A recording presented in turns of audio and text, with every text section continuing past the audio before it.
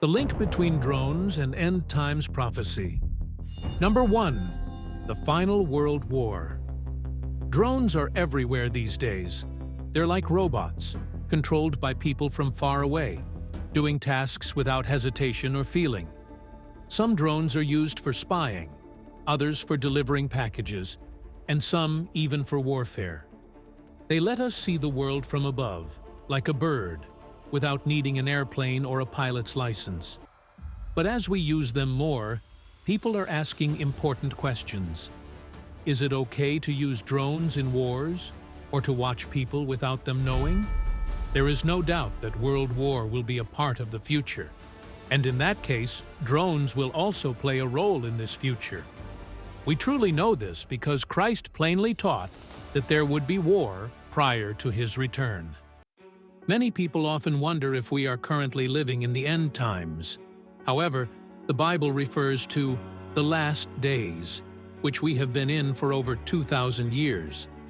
The last days began during Pentecost, when the first prophecy of this time period was fulfilled. The Bible is a book that contains numerous predictions about the future. In fact, there are 735 predictions in the book, with one prediction found in every quarter of its chapters. While some books focus more on predictions than others, the Bible is essentially a prophetic text from beginning to end. It is believed that every Christian generation should live in a state of readiness for the Lord's return. The Bible has been 100% accurate in its predictions that could have been fulfilled by now. The remaining predictions are mostly concerned with the return of Jesus and the events that follow thereafter. There are approximately 20 of these predictions yet to come true before the return of Jesus. We are keeping a close watch for these events to occur before we can anticipate the Lord's return. Jesus told us to watch and pray. What do we watch? We cannot stand still and watch the clouds to wait for him to appear. He meant to keep an eye on the world and see the signs to prepare.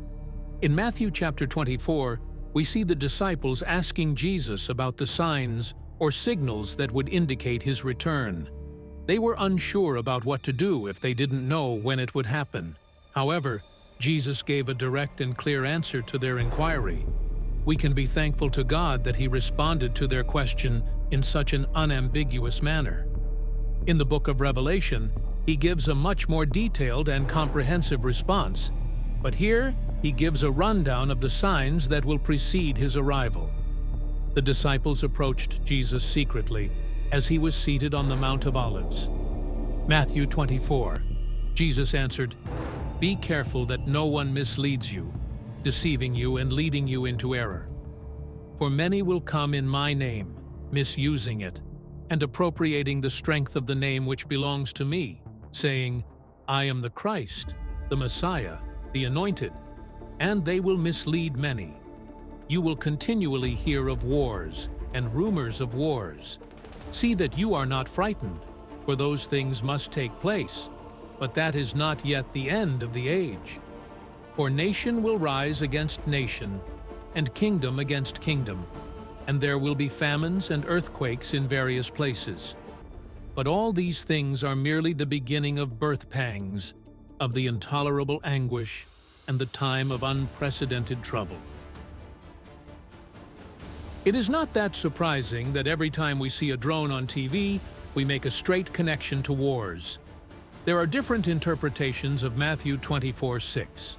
Some people believe that an increase in wars and rumors of wars is an indication of Jesus' imminent return, while others disagree. However, examining the verse in its context makes it clear that the frequency of wars and rumors of wars will indeed rise as the return of Jesus draws near.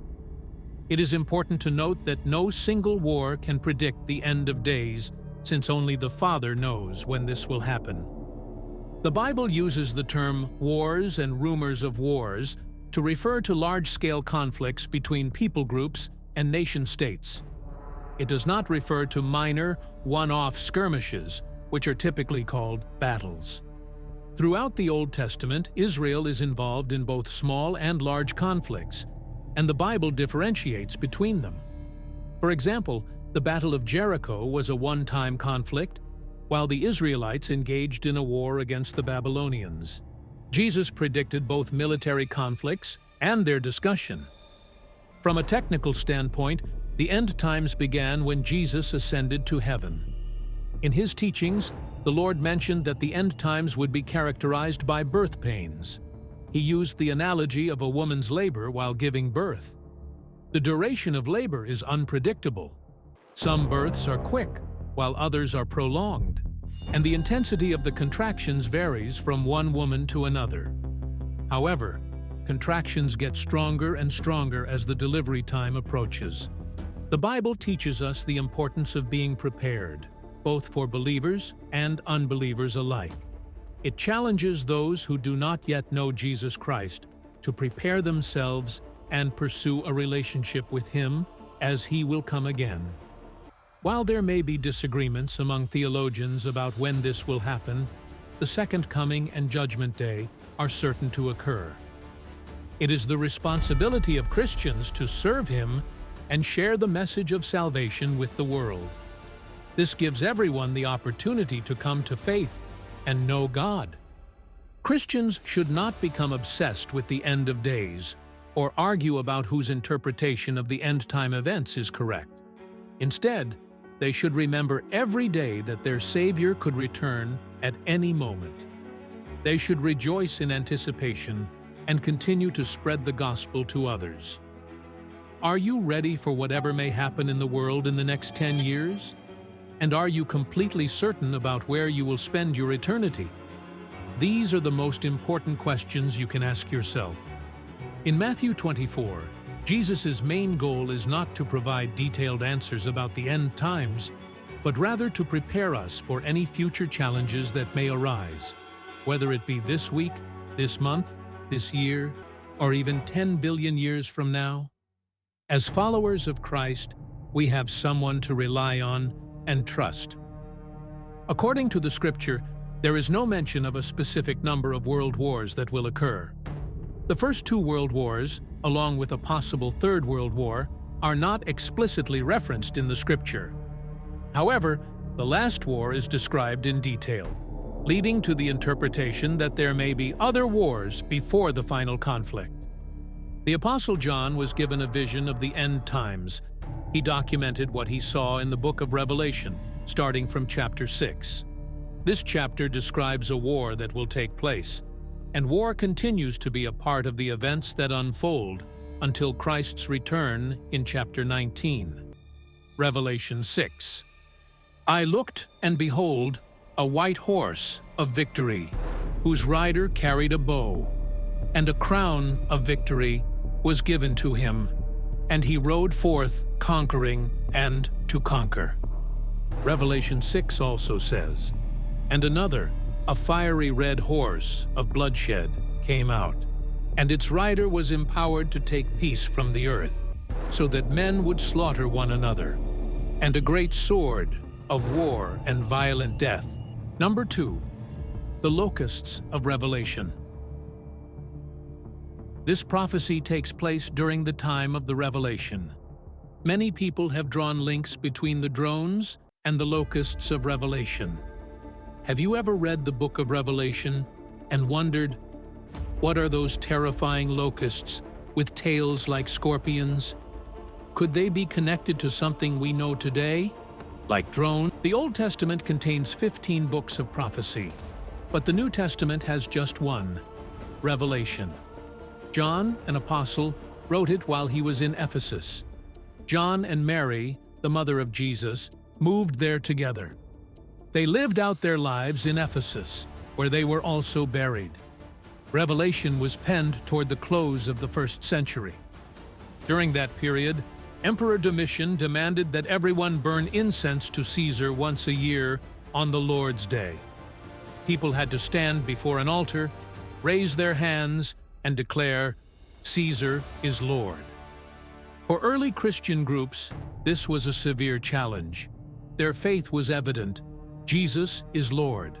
They could not say Caesar is Lord without facing severe consequences. Now, it was crucial to see if the Christians would firmly hold on to their faith. Even before this book was written, People were already dying for their faith, and this whole book is a guide for those willing to die for what they believe. Initially, the word martyr just meant witness, but soon it became clear that being a true witness for Jesus might mean losing your life. That's why the meaning of martyr changed to someone who dies for their faith in Jesus. John wrote the book of Revelation, but it's written differently than John's Gospel and his 3 letters. Here's why. The book of Revelation was given to John in a unique way. God the Father gave it to Jesus. Then Jesus gave it to an angel. That angel then passed it on to John, who wrote it down for all the churches. No other book in the Bible came about in such a complex way. John wrote what he saw and heard, and sometimes what he saw was so extraordinary that the angel had to remind him 11 times to write it all down. During his visions, John was taken up to heaven, where he heard various voices and choirs singing, and he had to make sure he wrote all of these things down. Revelation is an incredible book with a clear subject: the return of our Lord Jesus Christ to earth. This event is predicted 318 times in the Bible, making it the most frequently mentioned prediction.